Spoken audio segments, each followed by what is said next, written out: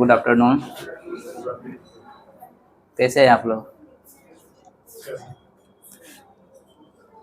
आज हम लोग बीपीएससी मेंस के जीएस पेपर 1 के जो फर्स्ट जो सेक्शन है हिस्ट्री का, और जो सेकंड सेक्शन जो करेंट इशूज और इंटरनेशनल इशूज है, ठीक है, उस पर हम बात करते हैं। हिस्ट्री से जो जीएस पेपर 1 है उसमें कितने क्वेश्चंस रहते हैं पता है आप लोग को? 6 क्वेश्चंस रहते हैं और इसमें 3 का आंसर करना पड़ता है। और जो करेंट इशूज है उससे 4 क्वेश्चंस रहते हैं जो कमीशन देता है और आपको 3 क्वेश्चन करना होता है। तो हम ये दोनों सेक्शन पर आज बात कर लेते हैं, ठीक है।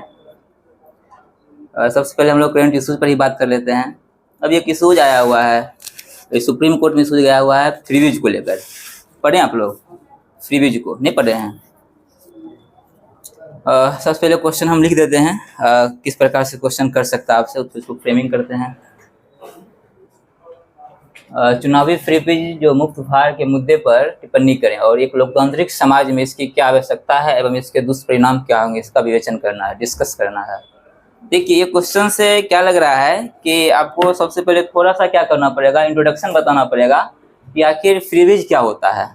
ये करना होगा कि फ्रीबीज है क्या, मुफ्त उपहार क्या है। और चूँकि कह रहा है कि कमेंट करने के लिए, टिप्पणी करना है, तो थोड़ा सा क्या शॉर्ट में आपको बताना होगा कि फ्रीबीज क्या है। और फिर कह रहा है कि एक डेमोक्रेटिक सोसाइटी में इसकी क्या आवश्यकता है, ठीक है। कोई लोकतांत्रिक समाज है, उस समाज में फ्रीबीज की क्या आवश्यकता है, इसको बताना पड़ेगा, क्या फ्रीबीज आवश्यक है। और फिर ये भी कह रहा है कि इसका क्या दुष्परिणाम होगा, मतलब इसका क्या नेगेटिव इम्पैक्ट पड़ेगा, ठीक है, इसका क्या नेगेटिव इम्पैक्ट पड़ा सोसाइटी पर, देश पर, ठीक है, इसको बताना है। और फिर लास्ट में क्या करना, आपको कंक्लूजन देना होगा। कंक्लूजन मतलब आपको ये बताना होगा कि आखिर एक बीच का रास्ता क्या हो, फ्रीबीज का मतलब जो वेलफेयर है, ठीक है, और जो एक एक्स्ट्रा बर्डन आ रहा है इकोनॉमी पर, उसके बीच का क्या रास्ता हो, इस पर आपको कमेंट करना है। तो फ्रीबीज का मतलब आप पता ही होगा कि ऐसे कि जो मुफ्त में जो दी गई जो वस्तुएं हैं, जो सेवाएं हैं, जो कि चुनाव के समय जो कि पॉलिटिकल पार्टी के द्वारा क्या किया जाता है, घोषणाएं की जाती है, ठीक है, ये फ्रीबीज हो गया। तो इसको हम क्या करते हैं, जैसे कि क्या करते हैं, फ्रेमिंग करते हैं, ठीक है। वहाँ को इसको क्या करना, आपको लिखना है, इसको मिटा देते हैं। देखिए सबसे पहले क्या करना है, जो इसमें जो पहला पॉइंट आपको करना होगा, फ्रीबीज को क्या करना होगा। और फ्रीबीज क्या है इसको समझा दीजिए, बताइए कि फ्रीबीज है क्या।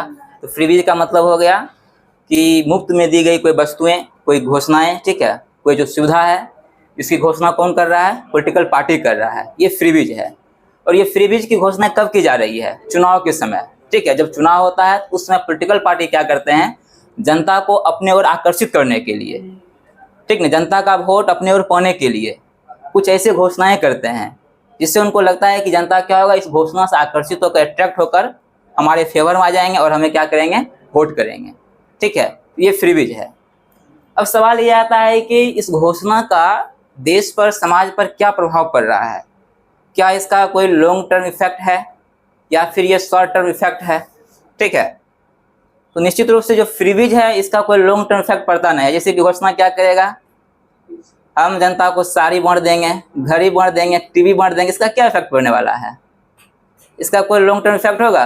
कुछ समय के लिए जनता को लगता है भाई मुझे मिल रहा है, घड़ी मिल रहा है, चावल मिल रहा है, फ्री में मिल रहा है, चावल दाल मिल रहा है, गेहूँ मिल रहा है, ये सब फ्रीबीज का इशूज है।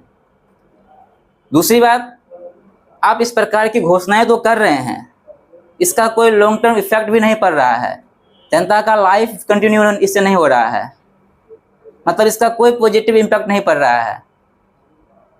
इसी कंटेक्स्ट में तो मतलब कि सुप्रीम कोर्ट में याचिका दायर किया गया है कि जिस तरीके से पॉलिटिकल पार्टी फ्रीबीज को लेकर घोषणाएं करते रहते हैं, इसका कोई पॉजिटिव इफेक्ट ही नहीं है, तो फिर क्यों ऐसा हो रहा है, क्यों ना इसको रेगुलेट किया जाए।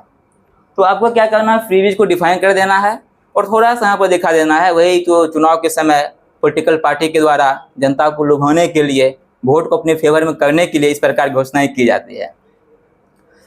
उसके बाद हम क्या करेंगे, हम आ जाएंगे एक पॉजिटिव जो इसका जो इम्पैक्ट होगा, ठीक है। क्योंकि आपका क्वेश्चन में दिया गया था कि लोकतांत्रिक समाज में इसकी क्या आवश्यकता है, ठीक है। तो क्या आवश्यकता मतलब पॉजिटिव कोई इम्पैक्ट होगा, वही तो आवश्यकता होगा।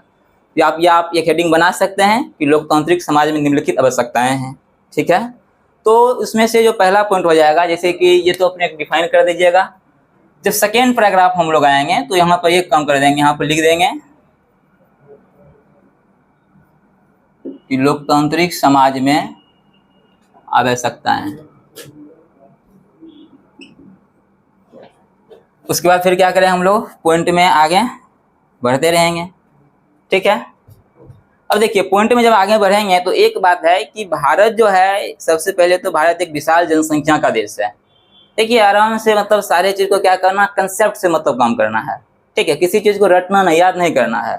फ्री बीज का जब इशूज आया था या अभी भी इशूज चल ही रहा है, तो फ्री बीज से आप लोग अवगत ही होंगे, इसको आराम से डिफाइन कर सकते हैं, लिख सकते हैं फ्री बीज क्या है, किस कंटेक्स्ट में बात हो रही है उसको लिख दिए। फिर आपको करना है कि एक डेमोक्रेटिक सोसाइटी में इसका क्या आवश्यकताएं हैं। ठीक है, क्यों जरूरी है, तो एक जरूरी यह है कि चूंकि भारत एक विशाल जनसंख्या का देश है और इन जनसंख्या में से क्या है, एक बड़ा भाग क्या है, गरीबी रेखा से नीचे रह रहा है। बात समझ रहे हैं। एक तो हो गया कि एक विशाल जनसंख्या हमारे पास है और इन जनसंख्या में क्या है, अधिकांशतः क्या है जी, गरीबी रेखा से नीचे रह रहा है। अब गरीबी रेखा से नीचे रह रहा है, वैसे स्थिति में यदि समय समय पर चुनाव के माध्यम से, चुनाव के द्वारा, पॉलिटिकल पार्टी के द्वारा यदि जनताओं को कुछ लाभ मिल रहा है, ये तो अच्छी बात है। बात समझ रहे हैं ना। अब सवाल ये आता है कि जब फ्रीबीज का कोई लॉन्ग टर्म इफेक्ट है ही नहीं तो फिर क्यों अच्छी बात है। अच्छी बात इसलिए है क्योंकि हमारी सरकार जो, अगर मान लिया जाए कि केंद्र सरकार कोई योजना बना रही है समाज की जो अंतिम पंक्ति में बैठा हुआ लोग उसके लिए, तो वो योजना समाज के अंतिम पंक्ति में पहुंचेगा।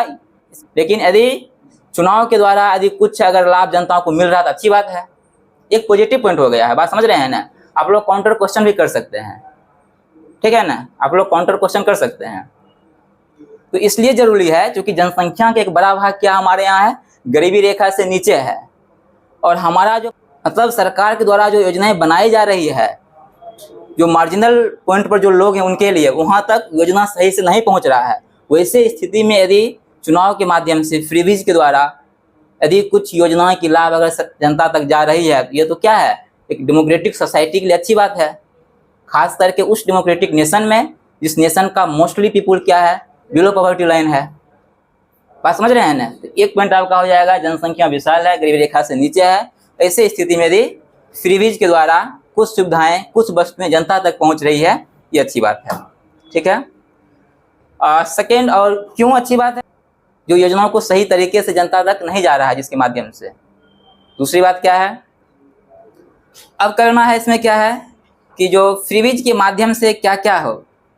अब इससे क्या हो जाएगा, जब फ्रीबीज के माध्यम से जब कुछ वस्तुएं, कुछ घोषणाएं, कुछ सुविधाएं यदि जनता तक जा रही है, इससे क्या होगा, कहीं न कहीं इकोनॉमिक और जो एक सोशल जो जस्टिस है, वो सोशल जस्टिस क्या होगा, सुनिश्चित होगा, श्योर होगा। बात समझ रहे हैं ना। और कहीं न कहीं आर्टिकल जो डीपीएसपी का प्रोविजन है, ये डीपीएसपी भी यही कहता है कि सरकार को क्या करना चाहिए, पब्लिक वेलफेयर के लिए काम करना चाहिए। बात समझ रहे हैं ना। कहीं न कहीं क्या है, ये डीपीएसपी के प्रोविजन को सपोर्ट कर रहा है। बात समझ रहे हैं ना। डीपीएसपी का प्रोविजन क्या कर रहा है कि सरकार को पब्लिक वेलफेयर के लिए काम करना चाहिए। यदि पॉलिटिकल पार्टी इस तरीके से अपने चुनावी घोषणाओं के माध्यम से पब्लिक वेलफेयर के लिए काम कर रही है तो फिर क्या दिक्कत, अच्छी बात है, होना चाहिए। इससे कहीं न कहीं एक जो आर्थिक, जो सामाजिक, जो एक आप कह सकते हैं जो न्याय है उसको सुनिश्चित किया जा रहा है, एक सोशल जस्टिस को श्योर किया जा रहा है। ये हो गया। फिर जब हम लोग सेकेंड में आ जाएंगे तो जैसे कि बताया जा रहा है कि जो एक आर्गुमेंट दिया जा रहा है कि पॉलिटिकल पार्टी के द्वारा जो वादाएं की जा रही है, जो घोषणाएं की जा रही है, ये क्या अव्यवहार है। मतलब कि ये इसको व्यवहार में मतलब कि इसका कोई फायदा ही नहीं है। फायदा कैसे नहीं है, फायदा है। पॉलिटिकल पार्टी का कहना है कि हम जो वादा कर रहे हैं ये डीपीएसपी के अनुकूल है। आप देखिए, हमने मतलब कि पीडीएस के माध्यम से हमने ये कहा है कि कुछ जनसंख्या को क्या होगा, फ्री में राशन मिल रहा है, तो अच्छी बात है। लाभ तो कम से कम मिल रहा है, इंस्टेंट लाभ तो मिल रहा है। कोविड हमने फ्री में कोविड वैक्सीन दिया है लेकर, ये तो अच्छी बात है, इंस्टेंट लाभ तो मिल रहा है। मनरेगा के माध्यम से हमने क्या किया है, जो उसका जो डेली वेजेज है उसको बढ़ाया है, अधिक से अधिक लोगों को हमने उसमें जोड़ने का काम किया है मनरेगा के माध्यम से। दूसरी बात, हमने मनरेगा के माध्यम से क्या किया है, महिलाओं को अधिक से अधिक रोजगार प्रोवाइड करवाया है। इससे क्या कहीं कहीं वुमेन एम्पावरमेंट हुआ है। बात समझ रहे हैं ना। तो आप इसमें जैसे कि पीडीएस को जोड़ सकते हैं। थर्ड पॉइंट में हमने पीडीएस में क्या किया है, उसमें मतलब कि बहुत कम कॉस्ट पर या मतलब फ्री में क्या किया है, जो फूड ग्रेन से प्रोवाइड करवाया है। मनरेगा का आप जोड़ सकते हैं, ठीक है ना। उसके बाद जैसे मनरेगा के माध्यम से दो काम हुआ है। एक तो क्या किया है, मैंने वेजेज को बढ़ाया है, मैक्सिमम पीपुल को जोड़ने का प्रयास किया है, महिलाओं को जोड़ने का प्रयास किया है, और ये कहीं न कहीं वुमेन एम्पावरमेंट की दिशा में हमने काम किया है। और ये सारे के सारे प्रोविजन क्या है, डीपीएसपी में है, दिया गया है। तो हमने तो वही काम कर रहा है कि जो डीपीएसपी को करना, मतलब जो सरकार को करना है, जो स्टेट को करना था, हम वही काम कर रहे हैं। हम कहाँ कुछ गलत कर रहे हैं। ये किसका आर्गूमेंट है, ये पॉलिटिकल पार्टी का आर्गूमेंट है, और यही आपका पॉजिटिव एस्पेक्ट हो जाएगा। इसके बाद हमने 3 पॉइंट किया है इसमें। उसके बाद फिर हम लोग आगे जब बढ़ेंगे तो देखेंगे कि जो समाज का जो वंचित वर्ग है, जो समाज के जो अंतिम पंक्ति पर जो वर्ग है, जो लोग है, वहाँ तक क्या है हाँ बोलिए।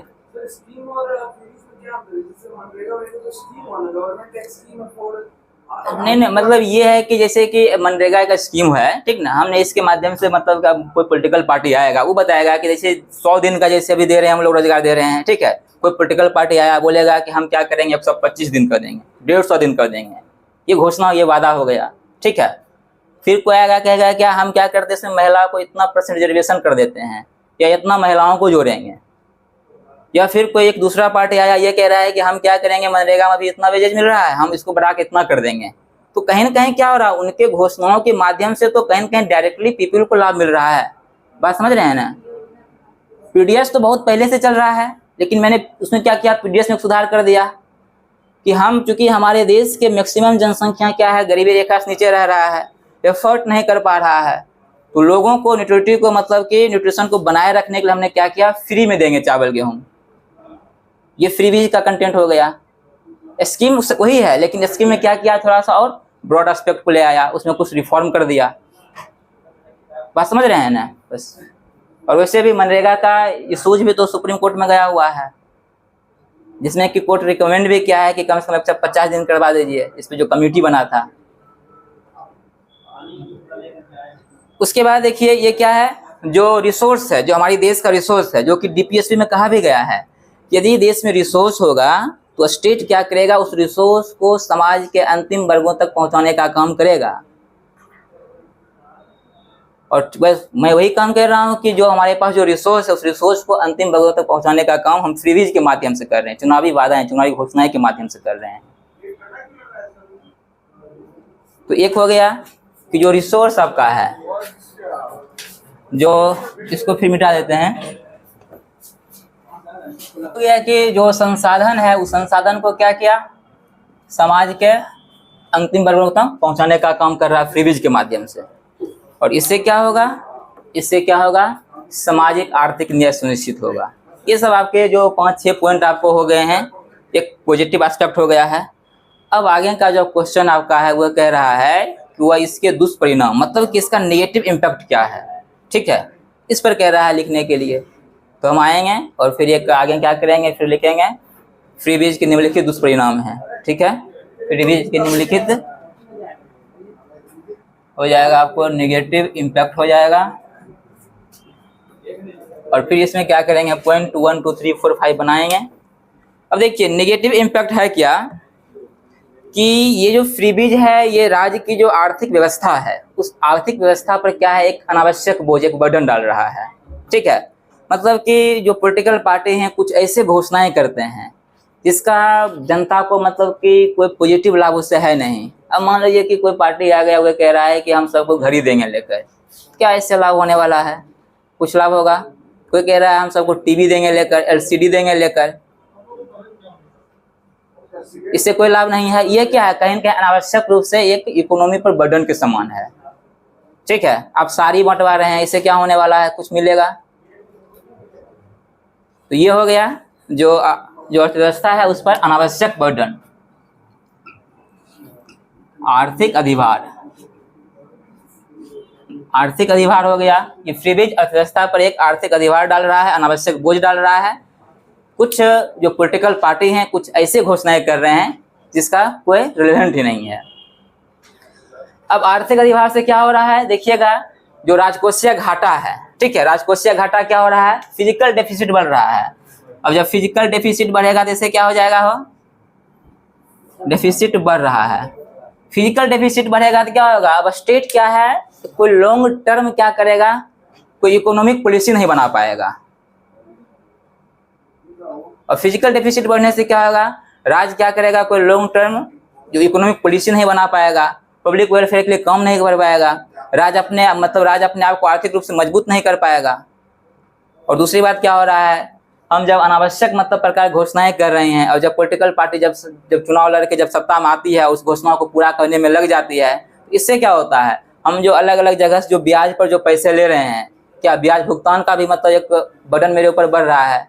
और इससे क्या होगा, कहीं न कहीं फॉरेन करेंसी हमारे यहाँ लैप्स कर रहा है ना। और उसी का परिणाम क्या होगा, फिर मुद्रा का क्या होगा, डॉलर का वैल्यू बढ़ते रहेगा। बात समझ रहे हैं, इसको आप यहाँ से लिंक कर सकते हैं आर्थिक अधिभार से, इतने सारे इश्यूज आपके पास आ जाएंगे, उसको लिंक कर दीजिएगा। उसके बाद देखिए जो सबसे बड़ी बात क्या हो रहा है, जो चुनाव है, जब हम लोगों ने जब चुनाव को अपनाया था कि हम क्या करेंगे, एक डेमोक्रेटिक तरीके से चुनाव करवाएंगे और चुनाव के माध्यम से क्या करेंगे, सरकार बनाएंगे। अब फ्रीबीज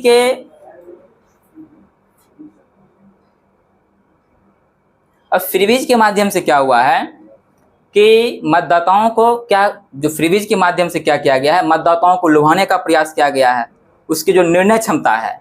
अब मान लिया जाए कि कोई वोटर है जो स्ट्रिक्ट होकर, ठीक ना, एक स्वतंत्र रूप से क्या करता, किसी को वोट देता, उसको अच्छा लगता, लेकिन क्या है, उस चुनावी घोषणा है कि लोग माकर क्या कर दिया कि ऐसे लोगों को वोट कर दिया जिसका समाज में अपना कोई स्पेस ही नहीं है, जिसका कोई मोरल वैल्यू ही नहीं है। बात समझ रहे हैं ना। और वो लोग क्या करेगा, जब चुनाव जीत कर जाएगा तो फिर हमारे देश को एक दूसरे दिशा में लेकर चल जाएगा।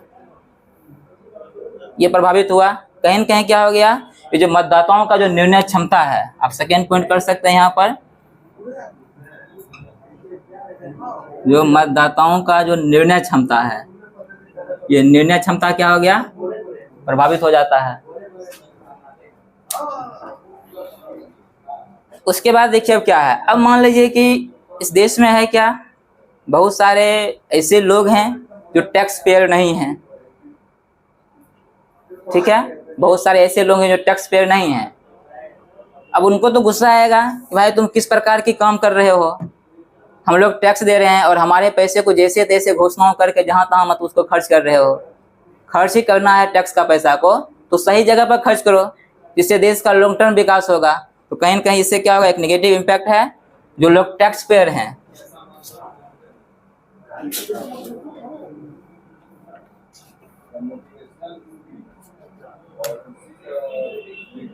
जो लोग करदाता हैं, करदाता में क्या आ जाएगा, एक रोष आएगा।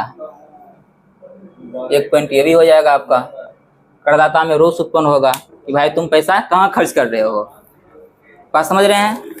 उसके बाद देखिए, तो ये 2-3 पॉइंट आपके क्या हो गया, नेगेटिव इम्पैक्ट का हो गया है। उसके बाद अब हमको क्या करना है, अब चूंकि ये क्वेश्चन में आगे लिखा हुआ है क्रिटिकली एनालिसिस, नहीं लिखा हुआ है, तो क्रिटिकली एनालिसिस में क्या करना है, पॉजिटिव नेगेटिव इम्पैक्ट को करते हुए आपको बताना होगा आखिर आगे का रास्ता क्या होना चाहिए, हमें क्या करना चाहिए, कंक्लूजन क्या होना चाहिए। तो सबसे पहले ये होगा कि मान लीजिए जाए कि कोई पॉलिटिकल पार्टी एक ऐसे कि जो पॉलिटिकल पार्टी है एक ऐसा इकोनॉमिक पॉलिसी बनाए जिसमें क्या हो, भ्रष्टाचार होने की संभावना नहीं हो, लीकेज नहीं हो। लीकेज समझ ही रहे हैं। मान लीजिए कि कोई योजना बना राज्य के स्तर पर या केंद्र के स्तर पर और योजनाओं का 100% लाभ जनता को मिले, बीच में कहीं लीक ना करे, लीकेज ना हो, कहीं भ्रष्टाचार ना हो जाए, हमें ऐसे पॉलिसी पर काम करना होगा। तभी जाकर क्या होगा, जब जनताओं को क्या होगा, जब ऊपर से जो योजना बनेगी उसका 100% लाभ जब मिलेगा तो फिर भी जैसे शब्द का कोई औचित्य नहीं रहेगा, फिर जनता इधर मूव ही नहीं करेगा, क्योंकि जनता को लगेगा कि जो योजना हम लोग के लिए बन रही है वे सारे के सारे हम लोग को मिल ही रहा है, तो क्यों हम छोटे छोटे जो वादाएं हैं इसमें क्यों हम लोग मूव करें। तो हमें एक ऐसा पॉलिसीज बनाना पड़ेगा जो क्या होगा, जो लीकेज फ्री होगा, जो करप्शन से मुक्त होगा, इस पर होगा। तो आगे का जो कंक्लूजन आपको करना होगा, इसमें बताना होगा कंक्लूजन में कि आपको एक ऐसा पॉलिसी बनाना है जो पॉलिसी क्या होगा जी, करप्शन से फ्री होगा और जिसमें लीकेज होने की कोई संभावना ही नहीं होगा। हमें इस पॉलिसी पर काम करना होगा, ताकि इससे क्या होगा, जो लाभार्थी है, जो जनता है, वो जनता तक क्या होगा, योजनाओं का लाभ सही तरीके से पहुंचेगा। और जब योजनाओं की लाभ जब सही तरीके से जनता तक पहुंचेगा तो फिर फ्रीबीज की कोई आवश्यकता नहीं होगी, फ्रीबीज रिलेवेंट ही नहीं रहेगा।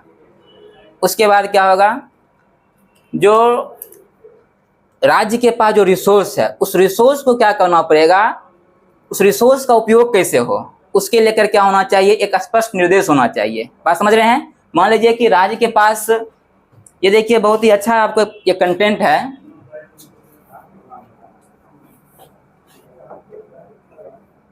मान लीजिए कि ये राज्य के पास क्या है, ये रिसोर्स है, ये क्या है, रिसोर्स है। और जाहिर सी बात है कि कोई भी पॉलिटिकल पार्टी होगा जो सत्ता में आएगा, इसी रिसोर्स से क्या करेगा, खर्च करेगा। मान लीजिए कि कोई पॉलिटिकल पार्टी घोषणा कर दिया कि हम सबको घड़ी देंगे, लैपटॉप देंगे लेकर, तो कहाँ से, अपने घर से देगा नहीं लेकर, क्या करेगा, राज्य के पास जो रिसोर्स है, इस रिसोर्स से ही देगा, घड़ी लैपटॉप देगा लेकर। तो सबसे पहले क्या करना होगा कि हमें मतलब कि एक ऐसा मतलब कि एक कमेटी का गठन करना पड़ेगा, या एक ऐसी संस्थाएं बनाना पड़ेगा जो संस्था ये रेगुलेट करेगा कि जो राज्य का रिसोर्स है, वो रिसोर्स किस दिशा में खर्च हो रहा है, सही दिशा में खर्च होना चाहिए, जो सरकार खर्च कर रही है। और इस दिशा में क्या है, वित्त आयोग कुछ ऐसा काम अभी नहीं कर रहा है, कहीं न कहीं वित्त आयोग को क्या करना पड़ेगा, इस दिशा में काम करना पड़ेगा। बात समझ रहे हैं। यदि वित्त आयोग, दूसरी बात, यदि वित्त आयोग के पास ज़्यादा मतलब कम है तो हमको क्या करना पड़ेगा, एक अलग आयोग का गठन करना पड़ेगा, कमेटी बनाना पड़ेगा। और वह कमेटी क्या करेगी, इसको रेगुलेट करेगा कि जो स्टेट के पास जो रिसोर्स है, तो रिसोर्स का डिस्ट्रीब्यूशन क्या हो, सही तरीके से हो, उसका खर्च सही तरीके से हो, ताकि यदि कोई पॉलिटिकल पार्टी इस प्रकार की घोषणाएं करते हैं जिस घोषणा का कोई पॉजिटिव इम्पैक्ट नहीं है, लॉन्ग टर्म इम्पैक्ट नहीं है, तो उस घोषणा को इम्प्लीमेंटेशन करने ही नहीं दिया जाएगा। बात समझ रहे हैं। मान लीजिए कि एक पॉलिटिकल पार्टी ने घोषणा कर दिया कि हमको लैपटॉप बांटना है, लैपटॉप कहाँ से बांटिएगा, रिसोर्स यहाँ से निकलने वाला है, यहाँ कमेटी बैठा हुआ है, ये कमेटी अप्रूव ही आपको नहीं करेगा लैपटॉप देने के लिए, कैसे बांटिएगा। तो जाहिर सी बात है कि कोई भी पॉलिटिकल पार्टी इस प्रकार की वादाएं नहीं करेंगे, यदि करेंगे तो जनता फिर स्वीकार ही नहीं करेगा। तो आपको क्या करना है, एक सेकेंड पॉइंट जो आपको जो सोल्यूशन सुझाना है कि जो देश का जो रिसोर्स है, इस रिसोर्स को लेकर एक ऐसे कमेटी का गठन किया जाए, एक ऐसे समिति का गठन कर दीजिए, और वो समिति क्या करेगा, इसको नियमन करेगा, रेगुलेट करेगा। बात समझ रहे हैं ना। इसके बाद देखिए, फ्रीबीज को क्या करना पड़ेगा, हमको प्रशासनिक स्तर पर उसको रेगुलेट करना पड़ेगा। प्रशासनिक, अब जैसे कि आप पॉलिटिकल पार्टी कुछ घोषणाएं कर रहे हैं, उसको एक प्रशासनिक स्तर पर उसको देखा जाए कि क्या ये घोषणा सही है, गलत है, ठीक है, उसको मतलब डिटरमाइन किया जाए, सर्टेन किया जाए, और फिर वो जनता को बताया जाए, और फिर मतदाताओं को भी जागरूक होना पड़ेगा। सबसे बड़ी बात एक और पॉइंट इसमें दीजिएगा कि मतदाताओं को जागरूक करना पड़ेगा। एक और पॉइंट हो जाएगा आपका, जो वोटर है, इस वोटर को क्या करना पड़ेगा जी, जागरूक करना पड़ेगा कि आखिर जो पॉलिटिकल पार्टी द्वारा जो घोषणाएं किया जा रहा है, क्या वो घोषणा आपके लिए सही है या नहीं है। जागरूक कैसे कर सकते हैं, अभी तो बहुत सारे मतलब चीज़ें आ गए हैं, आप टीवी के माध्यम से कर सकते हैं, अखबार के माध्यम से कर सकते हैं, ठीक है ना। आप जो कर सकते हैं, जो एक नुक्कड़ नाटक होता है, जो गांव-गांव में होते रहता है, चौराहा होते रहता है, उस सब के माध्यम से आप क्या कर सकते हैं, जनता को जागरूक कर सकते हैं, जनता को बता सकते हैं कि पॉलिटिकल पार्टी द्वारा जो घोषणाएं की जा रही है, उसमें से कौन सी घोषणाएं लॉन्ग टर्म इफेक्ट रख रहा है या उसका पॉजिटिव इम्पैक्ट है। तो जनता जब इससे जागरूक हो जाएगा तो पॉलिटिकल पार्टी को ऐसे कोई भी घोषणा है जिसका कोई इम्पैक्ट नहीं है, जिसका कोई इफेक्ट नहीं है, उसके प्रभाव में आएगा ही नहीं। और जनता अपना मतदान भी क्या होगा, निष्पक्ष रूप से, स्वतंत्र रूप से करेगा। इससे क्या होगा, हमारा डेमोक्रेसी स्ट्रेंथन होगा। इसके बाद जब हम लोग आगे बढ़ेंगे तो हम एक और सुझाव दे सकते हैं, जो सहकारी संघवाद है, उस सहकारी संघवाद को और मजबूत करना पड़ेगा। एक और सुझाव हम लोग दे सकते हैं 4 पॉइंट में, जो सहकारी संघवाद है उसको क्या करना पड़ेगा और मजबूत करना पड़ेगा। जब सहकारी संघवाद मजबूत हो जाएगा तो क्या होगा, जो रिसोर्स है, उस रिसोर्स को क्या करना पड़ेगा, जो रिसोर्स है उसको मतलब उसका एक नेशनल एजेंडा बनाया जाएगा कि किस तरीके से इसको खर्च करना है। केंद्र मतलब क्या खर्च करेगी, स्टेट क्या खर्च करेगी, और जो लोकल गवर्नमेंट है वह क्या खर्च करेगी। ठीक, सहकारी संघवाद का मतलब ये हो गया कि जैसे कि जो सेंटर के पास जो पावर है, जो स्टेट के पास पावर है, फिर लोकल गवर्नमेंट के पास पावर है, ठीक है, सभी को अलग अलग पावर दिया गया है रिसोर्स को खर्च करने के लिए। सभी मिलकर क्या करेगा, उस रिसोर्स को खर्च करने के लिए एक मतलब कि एक कोऑपरेशन करेगा, ठीक है, उस पर काम करेगा, और तब जाकर क्या होगा, हम एक ऐसे एजेंडे पर काम करेंगे जिससे क्या होगा, रिसोर्स का डिस्ट्रीब्यूशन सही जगह होगा, सही तरीके से होगा। तो सहकारी संघवाद की मजबूती के माध्यम से क्या कर सकते हैं हम लोग, ये फ्रीबीज को भी हम लोग कंट्रोल कर सकते हैं। और दूसरी बात, यदि हम पॉलिटिकल पार्टी से एक्सपेक्ट करेंगे कि पॉलिटिकल पार्टी संसद में बैठकर इस पर चर्चा करेगा कि कौन सा इशूज फ्रीबीज होगा और कौन सा इशूज पब्लिक वेलफेयर के लिए है, तो ये संभव नहीं है। क्योंकि जब फ्रीबीज को लेकर जब याचिका दायर किया गया था सुप्रीम कोर्ट में, तो सारे के सारे पॉलिटिकल पार्टी उसके खिलाफ चले गए और उन्होंने कहा कि पॉलिटिकल पार्टी को घोषणा करना उसका क्या है, फंडामेंटल राइट है, आर्टिकल 19 का भाग है। इसलिए हम किसी पॉलिटिकल पार्टी से उम्मीद नहीं कर सकते हैं कि पार्लियामेंट में बैठकर इस पर मतलब विचार करेगा, विमर्श करेगा कि पॉलिटिकल पार्टी की कौन सी घोषणाएं फ्रीबीज होगी और कौन सी घोषणाएं पब्लिक वेलफेयर के लिए होगा। बात समझ रहे हैं ना? तो ये तो संसद से संभव नहीं है, ये संभव किससे है, कहीं ना कहीं इसमें जुडिशरी इंटरवीन हो, न्यायिक हस्तक्षेप हो।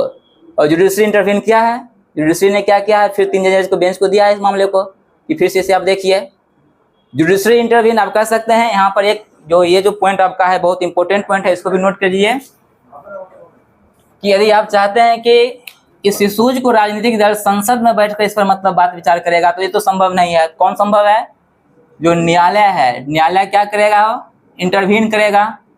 चुनाव आयोग क्या करेगा, चुनाव आयोग क्या करेगा, नियमन करेगा, रेगुलेट करेगा। किसको, जो पॉलिटिकल पार्टी जो घोषणाएं कर रही है उसको रेगुलेट करेगा चुनाव आयोग, इलेक्शन कमीशन, कि आप जो घोषणाएं कर रहे हैं क्या घोषणा पब्लिक वेलफेयर के लिए है या फिर फ्रीबीज के रूप में है।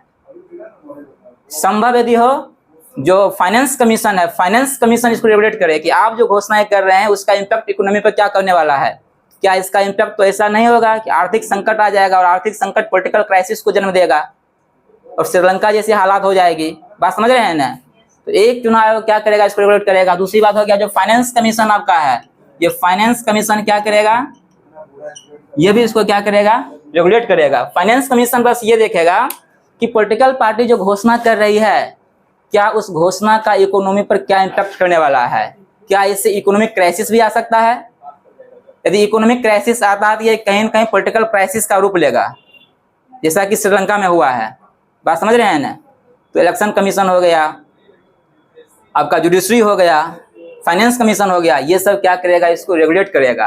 और तब हम क्या करेंगे, फ्रीबीज और पब्लिक वेलफेयर में डिफरेंस कर पाएंगे और इसके माध्यम से हम लोग फ्रीबीज को रोक सकते हैं, ना कि पार्लियामेंट में इस पर बहस हो सकता है। यदि पार्लियामेंट में बहस होना था तो इससे पहले जो सीजीआई थे उन्होंने तो कहा था पार्लियामेंट को कि आप इस पर क्या कीजिए, कमेटी बनाइए, बात कीजिए। कहाँ बात हुआ, नहीं हुआ। तभी तो सुप्रीम कोर्ट इंटरवीन किया और इस पर एक बहस हुई 26 अगस्त को, और 26 अगस्त को पुनः सुप्रीम कोर्ट ने कहा कि जब फिर से मतलब 3 जज का बेंच क्या करेगा, इसको असर्टेन करेगा। ये हो गया। उसके बाद पॉलिटिकल पार्टी के समझना पड़ेगा कि जनता तत्कालिक रूप से क्या चाहती है, ये जरूरी नहीं है। आप ये घोषणा करते हैं कि हम सबको लैपटॉप देंगे, मोबाइल दे देंगे लेकर 20-25 हज़ार वाला, इससे जनता बहुत खुश हो जाएगा। लेकिन पॉलिटिकल पार्टी को ये समझना पड़ेगा कि हम जो घोषणा कर रहे हैं इसका ये घोषणा क्या फ्यूचर में कितना कंटिन्यू रहने वाला है, ये देश के फ्यूचर को कितना कंटिन्यू करेगा। बात समझ रहे हैं ना? ये भविष्य उन्मुखी है या नहीं है। मतलब पॉलिटिकल पार्टी को यह क्या करना पड़ेगा, भविष्य उन्मुखी घटना करना पड़ेगा। मतलब कि फ्यूचर में कितना कंटिन्यू रहने वाला है आपका जो घोषणाएं हैं, इसको देखना पड़ेगा, ताकि क्या हो, श्रीलंका की तरह हमारे यहाँ क्राइसिस ना आए। दूसरी बात, आप एक आगे मतलब एक आप कमेंट कर सकते हैं कि आप अगर ये कह रहे हैं कि हम किसी को मुफ्त में भोजन दे रहे हैं, अच्छा ये होता तो आप ये बताइए कि भोजन कैसे बनाया जाएगा। एक मैं समझाने के लिए आप लिख सकते हैं, यदि आप यह कह रहे हैं कि हम किसी को मुफ्त में भोजन दे रहे हैं, हमें तो अच्छा ये लगता है कि आप ये बता दीजिए कि भोजन कैसे बनाया जाएगा, उसको कुछ स्किलफुल बना दीजिए, ताकि आपको ये बार बार घोषणा करने की जरूरत ही नहीं पड़ेगा। लोग भोजन बनाना स्वयं सीख जाएगा, फिर जरूरत ही नहीं पड़ेगा कि आप विधानसभा में, लोकसभा में, लोकल गवर्नमेंट के चुनाव इस प्रकार की घोषणाएं करेंगे। बात समझ रहे हैं ना? मतलब क्या करना है, लोग को आप स्किलफुल बना दीजिए। जब स्किलफुल बना देंगे तो इससे क्या हो जाएगा, लोग स्वयं अपने काम कर लेगा, आपको इस प्रकार घोषणा की जरूरत नहीं रहेगी। और उस मैंने बताया आपको जो वित्त आयोग है वो क्या करेगा, इसको असर्टेन करेगा कि जो घोषणाएं की जा रही है, विशेषज्ञ कमेटी बना लीजिए, जैसा कि सुप्रीम कोर्ट कहा है कि इस पर विशेषज्ञ कमेटी बनाया जाए, सरकार इस पर बनावे और काम करे। और दूसरी बात ये भी देखिए, इलेक्शन अभी इलेक्शन कमीशन ने एक बात और कहा था कि फ्रीबीज जो पॉलिटिकल पार्टी जो घोषणाएं कर रहे हैं, पॉलिटिकल पार्टी को बताना पड़ेगा कि आप जो घोषणा कर रहे हैं इसके लिए रिसोर्स कहाँ से आएगा, रेवेन्यू कलेक्शन कहाँ से कीजिएगा। ये सबसे बड़ी चीज है।